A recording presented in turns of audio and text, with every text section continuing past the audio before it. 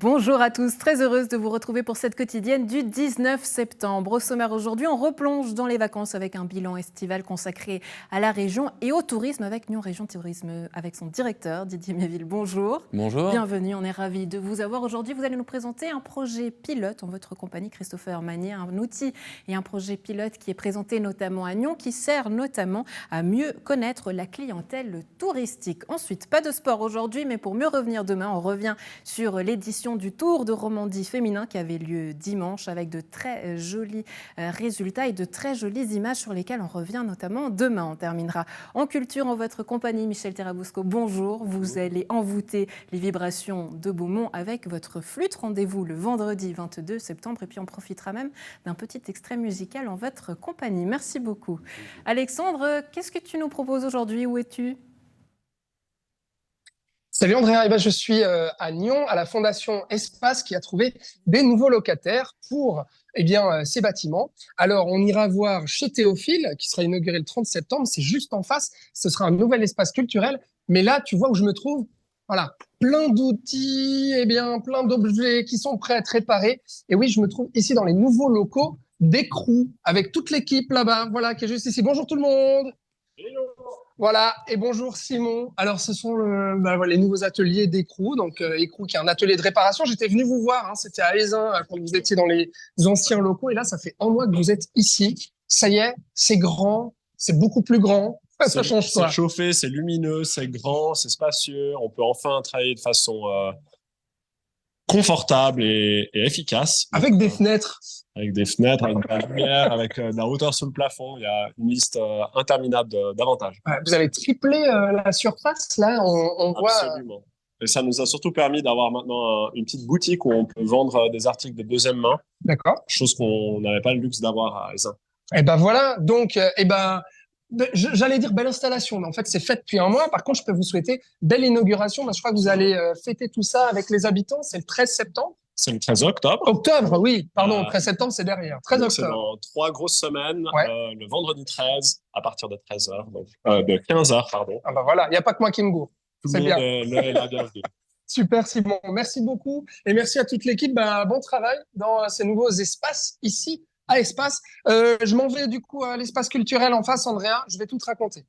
À tout à l'heure, Alexandre. Merci beaucoup. Pour commencer, un mot sur le Tour de Romandie féminin et avec ces très jolies images de Roméo. Vous le savez, la dernière étape a été bouclée ce dimanche à Nyon. Les organisateurs ont conclu sur un bilan de rêve. À Nyon, le public et la ville étaient ravis et conquis. Et ça se comprend, la ville a vibré avec le passage et l'arrivée de ces athlètes mondiales. La fête était superbe avec plusieurs animations culturelles et sportives. On y reviendra demain, notamment avec une émission spéciale ici à l'image, justement, ce peloton de tête avec Demi Vollering, la reine de la saison en maillot jaune, accompagnée de Liane Limpert qui a remporté l'étape à Nyon.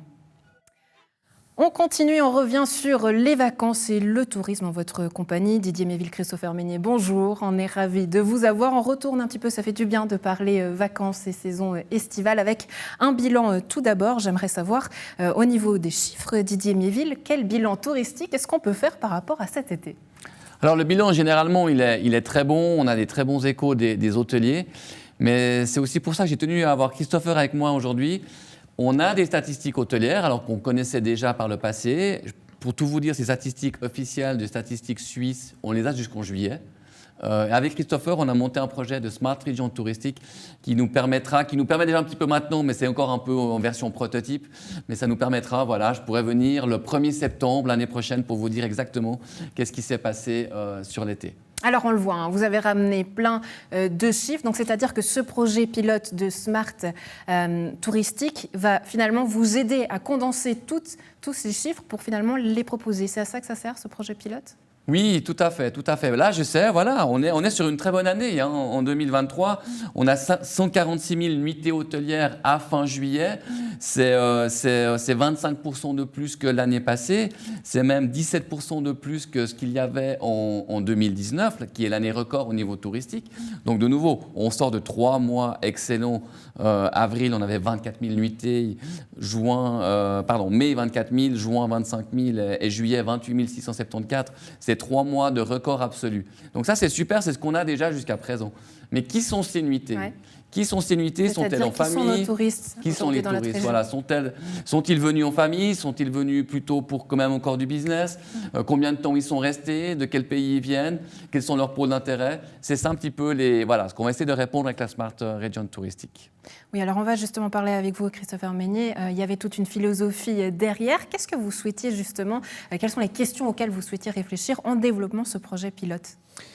Pour nous, le plus important, c'était dans un premier temps de rendre le contrôle à tous ces acteurs de l'hospitality, donc les hôteliers, les restaurateurs et aussi tout ce qui fait le tissu économique et social. On peut parler des activités, du musée, etc. Et en fait, en fournissant toutes ces données en direct, en temps réel et très précises, en fait, on vient soutenir l'industrie, on vient leur expliquer en détail ce qui se passe sur le marché, ce qui va se passer aussi, et on fournit ces informations à l'ensemble des acteurs. C'est-à-dire qu'on cherche peut-être aussi les tendances qui sont le plus sollicitées dans notre région pour mieux correspondre aussi à des besoins en matière de tourisme? Exactement, parce qu'en fait, aujourd'hui, on est en mesure, en collectant ces données, de comprendre qui vient, quand est-ce qu'ils viennent, à combien ils viennent et d'où ils viennent. Et à partir de là, avec Didier, on peut aussi on peut adresser de la meilleure manière l'offre touristique sur la région et aussi partager ces informations avec les acteurs qui font cette destination aujourd'hui. Didier Méville, ça fait quand même un petit moment que vous travaillez en tant que directeur du côté de Nyon Région Tourisme. J'imagine qu'il y a des tendances quand même qui se dessinent avant même que ce projet pilote se mette en place. Aujourd'hui, c'est lesquelles? Oui, alors on reste très fort au niveau nature et culture. Ça, c'est les deux pôles principaux de la région. On a bien sûr une très vaste offre culturelle et de nombreux festivals tout au long de l'année. Et puis, on a une magnifique région au niveau de la nature. On a le lac, on a les vignobles, on a un peu plus haut le Jura qui permet de faire de la randonnée ou des tours à vélo. Donc, ça reste les deux points forts. Mais de nouveau, on aimerait affiner tout ça. Ouais. On a beaucoup parlé d'un été caniculaire. Est-ce que ça a eu une incidence justement sur ces nuitées ici dans notre région? Ou est-ce que ça a modifié justement ces tendances aujourd'hui chez nous? Alors ça, je ne peux pas vous le dire avec certitude actuellement. Mais ce qui est vrai, c'est qu'on avait un peu crainte que les Suisses repartent à l'étranger.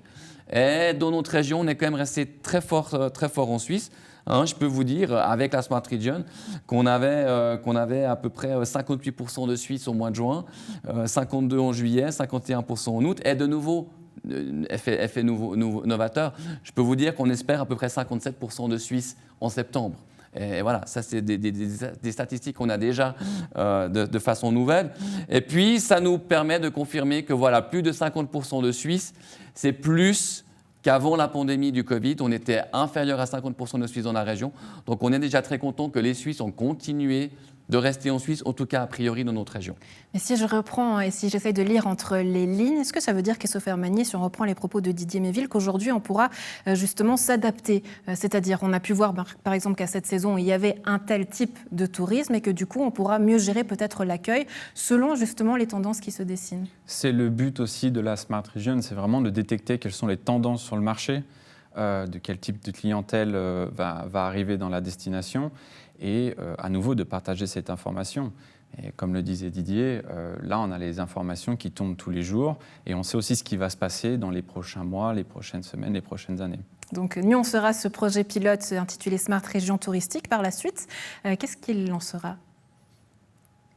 Vous allez faire quoi de ce projet? J'imagine que l'idéal, ça serait de le développer dans d'autres régions, peut-être même le vendre à des complexes hôteliers. Enfin, qu'est-ce que vous allez en faire? Oui, en fait, pour nous, ce projet-là, c'est un peu un projet, un side project.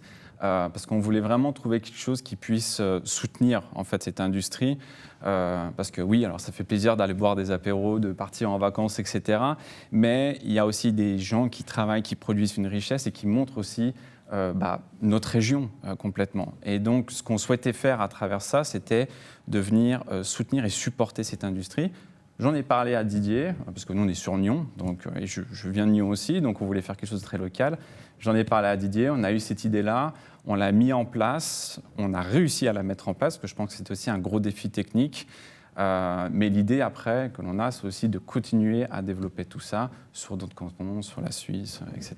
Alors je sais que vous allez parler sous le regard du directeur de Nyon Région Tourisme, mais si aujourd'hui vous deviez donner les plus et les moins en matière de tourisme pour notre région, ça serait lesquels? On commence par les moins, s'il vous plaît. Par les moins, moi j'en vois pas beaucoup personnellement, parce que j'adore être ici. Didier, tu as peut-être une idée, non? Non, mais de nouveau, il faut qu'on catégorise tout ça. Ce qui est intéressant dans la Smart Region, on a pu voir qu'on avait à peu près 1 million de fonds qui sont venus en juillet, 1 million de fonds qui sont venus au mois d'août à peu près. C'est plus que l'année passée, ça on peut déjà le dire avec la Smart Region. Et voilà, c'est la question. Je pense qu'on est une région magnifique pour les familles. Est-ce que 1 million de fonds, est-ce que 1 000 familles, c'est suffisant? Est-ce qu'on a aussi, de nouveau, les bonnes chambres, entre guillemets, hôtelières pour recevoir ces familles? Ou est-ce qu'il faudrait peut-être pas adapter un petit peu ces choses-là? Et c'est là, on parle de plus et de moins, est-ce qu'on est vraiment adapté aux familles? Est-ce qu'on est une région familiale? Bien sûr que oui, on a tout ce qu'il faut pour les familles dans cette région. Mais est-ce qu'on a toute l'infrastructure adaptée pour les familles? Combien de familles viennent? C'est ça un peu les questions et les réponses qu'on doit se poser et trouver. Ouais, une question notamment qui est reportée aujourd'hui en termes d'actualité et qui a été présentée par la région de Nyon. C'est une formation qui est sur le thème de l'accueil des personnes en situation de handicap. C'est une formation qui sera proposée notamment le jeudi 9 novembre de 13h30 à 17h30 dans les locaux de l'association des communes. Là, on le voit, c'est un type de tourisme particulier. Est-ce que ça permettra aussi, ce genre d'outils, de répondre peut-être à ces questions-là? Oui, l'idée, c'est de pouvoir répondre au maximum de questions et en fait, vraiment de comprendre qui vient dans la destination. Tu parlais des familles juste avant. Là, il nous faut vraiment des statistiques précises pour comprendre si ce sont des familles qui viennent et à combien elles viennent, quand est-ce qu'elles viennent, où est-ce qu'elles dorment et qu'est-ce qu'elles font. Donc, l'idée de la Smart Region, c'est vraiment d'identifier le persona type qui vient dans la destination et de pouvoir derrière répondre aux besoins et de les accueillir au mieux. Christopher Meignet, Didier Méville, merci beaucoup d'avoir été en notre compagnie. Excellente journée à vous deux, à très bientôt. Merci. Au revoir. Merci. Merci, au revoir. Alexandre, on continue donc cette visite du côté d'Espace et en ta compagnie. Oui, et alors regarde, ce bâtiment-là, c'est là où se trouvait avant Bric-à-Brac. Et donc, du coup, il y a eu un concours qui a été fait, qui a été mis public par la Fondation Espace pour trouver des nouveaux locataires. Et ceux, ou plutôt celles, qui ont été élus, ce sont les actrices de chez Théophile. Voilà, chez Théophile, qu'est-ce que c'est? C'est un espace culturel, mais surtout, on va demander aux principales intéressées, aux 3 instigatrices. Bonjour, Valérie, Nathalie, Esther, bonjour à toutes les 3. Comment ça va? Ça va bien? Ça va Super. bien, Bon, voilà. Alors, motivé avant l'inauguration qui aura lieu le 30 septembre, mais là, regarde, ça prend déjà forme. Alors, Nathalie, on va rappeler peut-être qu'est-ce que c'est cet espace culturel chez Théophile? L'idée, alors, avec le micro bien proche de la bouche. L'idée, Voilà, c'est de mettre en valeur ce lieu qui est assez exceptionnel, que vous avez vu depuis dehors, qui est une ancienne usine du tout début du XXe siècle. On a pu découvrir à partir des archives qu'on avait conservées ici qu'il y avait une parfumerie, une usine de parfumerie dans ce lieu. Et le prénom Théophile vient du personnage qui est à l'origine de ces bâtiments, qui a décidé de venir construire ici son usine, qui s'appelait Monsieur Théophile Multaler. Donc, c'est pour ça que vous avez donné ce nom chez Théophile. Alors, c'est vrai que, franchement, quand on rentre là, on se dit « c'est super comme lieu, on peut faire plein de choses ». Enfin, c'est sur plusieurs étages. En plus, on va descendre après. Et je crois notamment, Valérie, que ici, et on en parle beaucoup, je crois, autour d'Espace, beaucoup attendent un café ici. Est-ce qu'il va y avoir un café? Oui, il va y avoir un café brocante. En fait. D'accord. Ça veut dire que la petite tasse que vous prenez pour boire votre thé ou votre café peut être vendue et que vous pouvez pratiquement tout acheter. Ah, d'accord, ok. Et alors, le café, ce sera quand? On mise sur janvier. D'accord, sur janvier. Mais par contre, là, ça va partir. L'espace culturel va pouvoir vivre à partir du 30 septembre. Bon, vous me faites visiter? Du coup, avec plaisir. on y va. Alors, c'est parti. Hop, on va descendre. Alors, Nathalie, espace culturel, concrètement, ça veut dire quoi? Qu'est-ce qui va se passer ici? Alors l'idée, effectivement, beaucoup de gens disent c'est un café. En fait, on insiste sur le terme espace culturel. On va peut-être s'arrêter là devant la petite scéno, puisqu'on a prévu d'utiliser tout le site. Donc potentiellement, les gens pourront boire un café ici et puis il pourra y avoir un cours en bas ou une animation ou quelque chose. D'accord. On voulait vraiment faire la référence à Théophile Multaler, à son épouse. C'est pour ça qu'on a fait un petit rappel de ce que c'est le début du XXe siècle dans ce coin-là. Ce côté historique qui fait partie de la décoration. Qui est vraiment à la base de notre projet et auquel on tient beaucoup, puisqu'on avait là un personnage qui quand même a eu son importance dans la ville de Nyon à une époque. Donc, il y aura des cours de théâtre, des cours de peinture, de dessin. La volonté aussi, il me semble, c'est vraiment de créer cet espace de rencontre. Absolument, ça faisait partie. Donc, on a répondu à un concours qui a été proposé. par la Fondation Espace. Et l'idée, c'est ce qui était ressorti de nombreuses discussions. Ouais, Les gens sur le site, il y en a beaucoup, avaient besoin d'un espace de rencontre. d'accord. Et l'idée, c'est de faire des synergies, effectivement, de collaborer. C'est ce qui est en voie de se faire, notamment pour la fête d'Halloween, avec Marc de Coster. On va aller voir présentera, justement juste après, l'occasion de montrer que les artistes qui sont ici à Espace aussi vont collaborer avec vous. Alors, qu'on voit un petit peu à quoi ça ressemble. Il y a même un billard. Le billard, c'est quoi? C'est temporaire ou bien il y aura vraiment un billard? Il y aura vraiment un billard. C'est un cadeau qu'on nous a fait. Donc, voilà, on s'est dit, oui, bien sûr. Ouais, ok. Quoi d'autre? Alors ici, je crois du jardinage. Là, c'est encore un peu en friche. On a l'espace de cours de ce côté-là, qui sera, à la fois, on a des partenaires qui vont venir donner des cours de dessin, de peinture. On en donne aussi nous-mêmes. On a déjà des enfants qui viennent travailler ici depuis quelques semaines. Oui. Et puis, il y aura les cours de jardinage de ma collègue. Ah, alors, Esther va prendre le micro, et va venir avec moi dehors, qu'on va voir quand même, parce que, justement, chez Théophile, c'est dedans, mais c'est dehors aussi. C'est les deux côtés, exactement. Avec Esther, alors. Mais c'est vrai, c'est spécial quand même de se dire, espace culturel, on va faire du théâtre, on va faire du dessin, mais alors on va faire aussi du jardinage ici. Oui. Comment ça vous est venu, cette idée? Donc, je connaissais Valérie et Nathalie parce que nous sommes les trois médiatrices culturelles et je suis une spécialiste du jardin pour la médiation. D'accord. Et on a vu tout cet extraordinaire poumon vert qui est vraiment au cœur de la vie et on a dit, mais pourquoi pas? Il y avait cette surface, donc on a créé un petit potager, d'abord pour faire les cours, pour le Swiss Gardening School, mais aussi pour inviter les classes, pour découvrir les plantes parfums, les plantes médicinales et les aromatiques. Ouais. Et en plus, il y a tout un espace énorme qui est juste derrière notre serre, qui est juste ici. Et on a déjà vu les hérissons, les écureuils, plein de faune sauvage qui est très, très intéressant. Donc, on voulait les accueillir et montrer aux gens. Oui, qu'est-ce qu'on va planter ici alors? Donc, ici, ça sera les aromatiques. Pour aussi, quand nous aurons le café, on aura toute une terrasse ici. Comme ça, les gens... alors, je vais juste me tourner pour qu'on voit. Alors, effectivement, ce café, il y aura une terrasse qui sera aménagée. Exactement. Voilà, juste ici. Arrière. Et comme ça, les gens, ils peuvent faire leurs infusions à eux avec tout ce qui est dans ce bac-là. Ah magnifique. Bon, alors, on va inviter Valérie, venez avec moi. Voilà, Valérie, je vais vous donner le micro. Alors, on va dire aussi que l'inauguration officielle, c'est le 30 septembre. Exact. Qu'est-ce qui va se passer? Il va se passer plein de choses. Il y aura pas mal d'ateliers pour les enfants, évidemment, puisque on aime bien travailler avec eux. Et puis, il y aura aussi des visites guidées théâtrales du site. Donc, on va faire renaître un peu les ouvriers de l'époque. Et puis, est-ce que j'ai oublié quelque chose? Je crois que c'est tout. Verre de l'amitié. Verre de l'amitié. Verre de l'amitié. Très important. Le verre de l'amitié. Et donc, c'est à partir de quelle heure? C'est à partir de 10h jusqu'à 17h. Donc, toute la journée ici du 30 septembre consacrée à inaugurer cet espace culturel / café / jardin. / exposition aussi. / exposition aussi, effectivement. Et autres événements culturels. On va justement aller en parler. Événements cinématographiques avec le réalisateur Marc Descoster qui a son bureau juste là-bas. Je vais aller le voir, Andrea. Et puis, merci à toutes les trois. Longue vie à chez Théophile, alors. Merci. Voilà. Merci pour cette visite, Alexandrie. À tout à l'heure. On passe à présent à notre invité suivant, Michel Tirabosco. Bonjour. On est ravis de vous avoir. Vous êtes à l'honneur, notamment du côté du festival Les Vibrations de Beaumont, qui sont de retour pour leur édition du 22 au 24 septembre. À voir et à écouter, notamment un festival qui met à l'honneur chaque année l'art choral, mais aussi les concerts et la musique classique. Vous aurez cette édition du festival Les Vibrations de Beaumont. Déjà, j'aimerais savoir, est-ce que c'est un festival que vous connaissiez, où vous aviez l'habitude de jouer, ou c'est une première pour vous? Alors c'est une première pour moi, effectivement. Je suis très heureux de jouer dans cette magnifique abbaye, lumineuse, avec une acoustique magnifique. Je viendrai avec un trio, una voce, accordéon et mandoline. Voilà, ce sera un beau concert, je pense. Trio Una Voce, justement, qui seront en votre compagnie pour mettre à l'honneur la flûte de Pan. Votre instrument, c'est l'instrument, vous dites, qui a sauvé votre vie.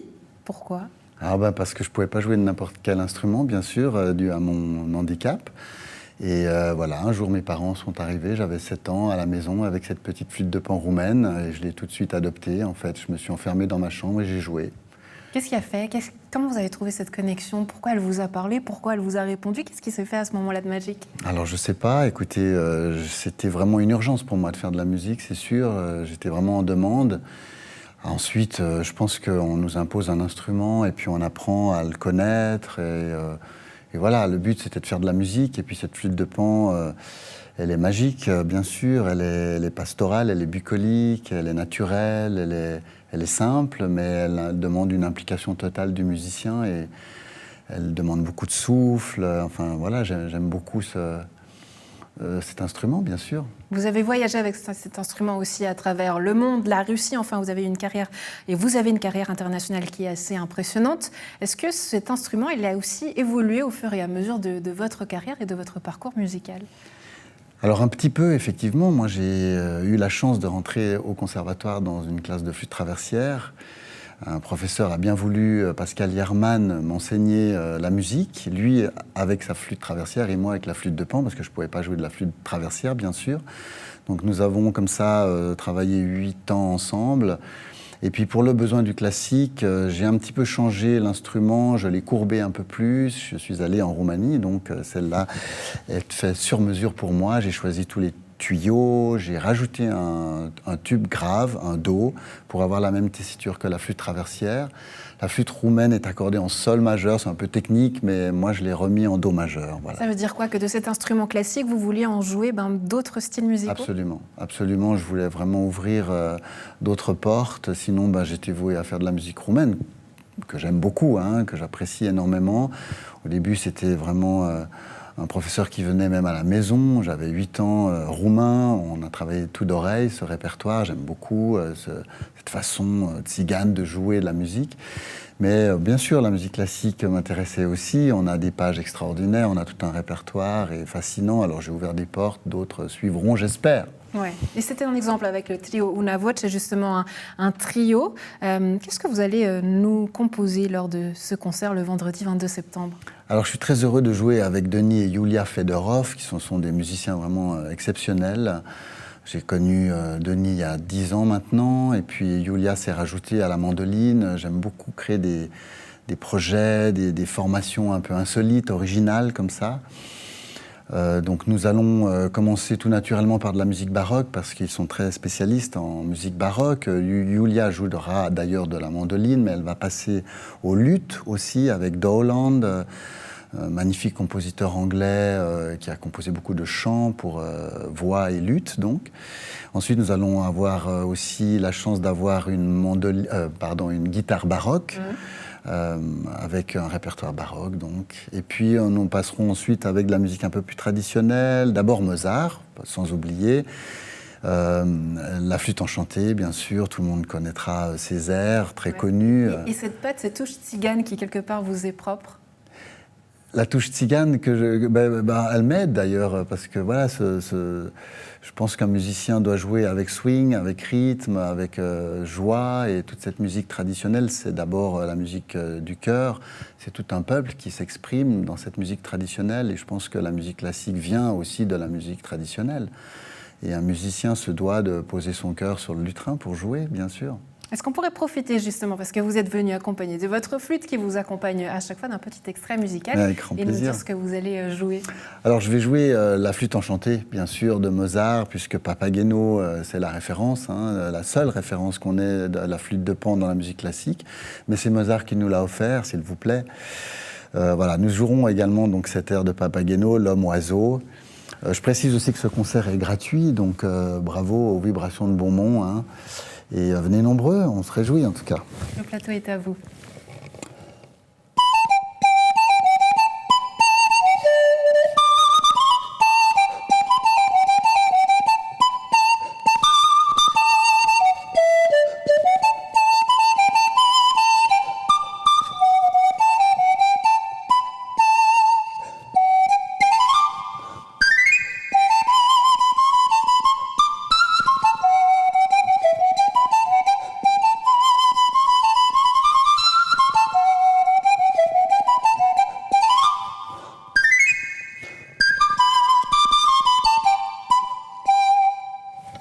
Bravo.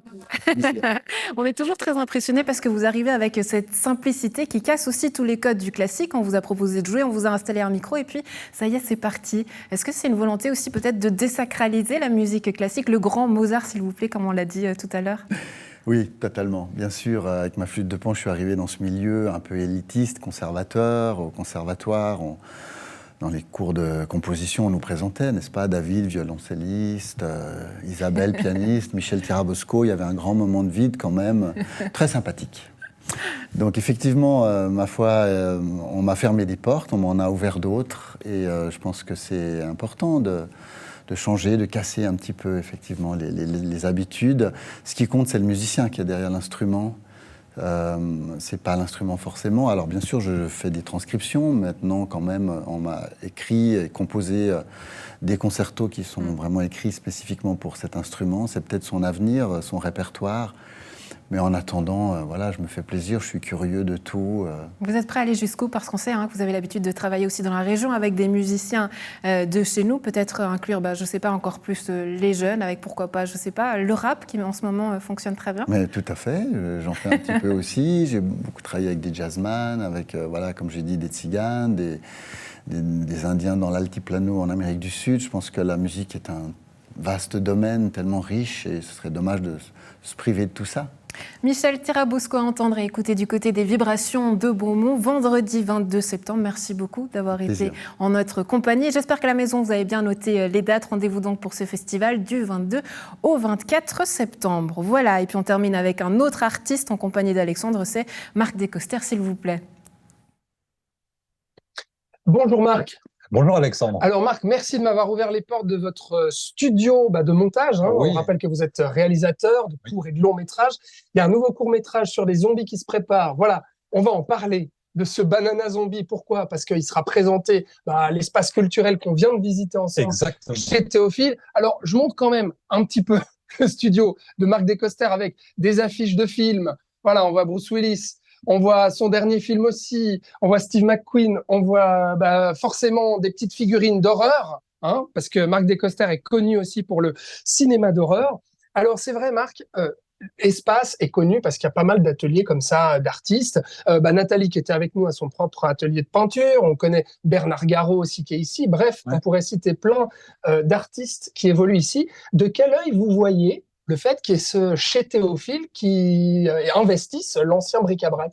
Alors moi, je l'attendais assez impatiemment, je dois dire. Ah ouais? Ouais, que ce soit l'espace culturel lui-même ou le café. Parce que je rappelle que ma maison de prod qui s'appelle Wake Up Films, où on est ici, le logo, c'est une tasse de café.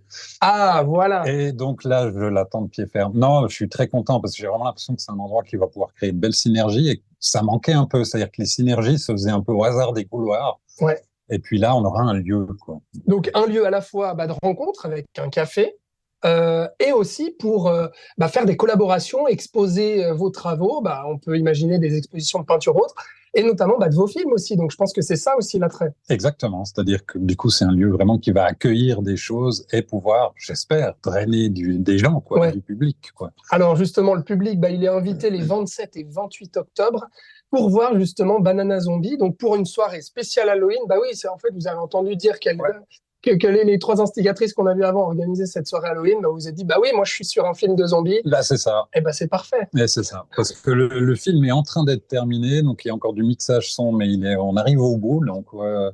Alors, ça parle de quoi? C'est quoi ce court-métrage? Eh bien, c'est donc un film de zombies pur jus. Qui est parti de vraiment presque d'une boutade, c'est-à-dire que Rodolphe, qui travaille ici, m'a dit... Rodolphe Henner. Rodolphe Henner. On connaît aussi sur notre antenne comme journaliste. Bien sûr, m'a dit, écoute, on fait des travaux dans la tour, tu as 2 jours, tu peux tourner dans un immeuble désaffecté. Ah, joli terrain de jeu. Ça. Ouais, donc c'est parti de là, donc... J'ai vraiment écrit un truc en 2 jours. Vraiment, je me suis dit, c'est l'occasion de faire mon film de zombies. En plus, on était au démarrage, en pleine pandémie. Le tournage a duré plus tard, dans une école abandonnée de Nyon, etc. etc. Ouais. Mais donc, c'est une errance de ce personnage. Et on l'entend réfléchir et il pense au sens de la vie, etc. Tout en percutant du zombie. Ouais, c'est beau ça. Alors, vous êtes en plein montage, là, on peut voir quelques rushs quand même. On peut voir, mais sans le son. Alors, Mais ça donne déjà une petite idée. Là, justement, on est au collège de... J'ai oublié le nom, mais... le collège qui a été rasé maintenant, depuis, dans les Hauts-de-Nyon. Non, c'est du pur film de zombies, donc avec du carnage, mais avec beaucoup d'humour, parce que je suis pas un grand passionné de films de zombies, en soi, si ce n'est les classiques des années 70 et 80, peut-être. Ouais. Les George Romero, notamment. Exactement, bah, mais bien disons, le zombie a été très dilué maintenant, et du coup, ça m'amusait de faire un film de zombies qui dit qu'il n'aime pas les films de zombies, en gros, c'est un peu ça. D'accord. Bon, pour voir la suite de ce court-métrage, c'est donc les 27 et 28 octobre pour la soirée d'Halloween chez Théophile. 19h. Dès 19h, voilà. Merci Marc de Merci, m'avoir ouvert Alexandre. la porte de votre plaisir. studio de montage. Voilà. Où, pour tout cinéphile qui se respecte, on y est bien. Voilà, Andrea. Moi, je t'avoue que ça me rassure pas trop de savoir que des zombies vont rôder de près de chez moi. Hein. Je vais m'y préparer. Je ne sais pas si j'aurai la matraque ou quelle arme j'aurai à disposition, mais bon, attention du coup à ces acteurs. Un plaisir à la maison d'avoir été en votre compagnie. Bonne suite de programme et on se retrouve demain pour cette émission spéciale consacrée à l'arrivée du Tour de Romandie féminin. C'est Alexandre qui sera aux commandes de l'émission. Très belle suite de programme. À demain.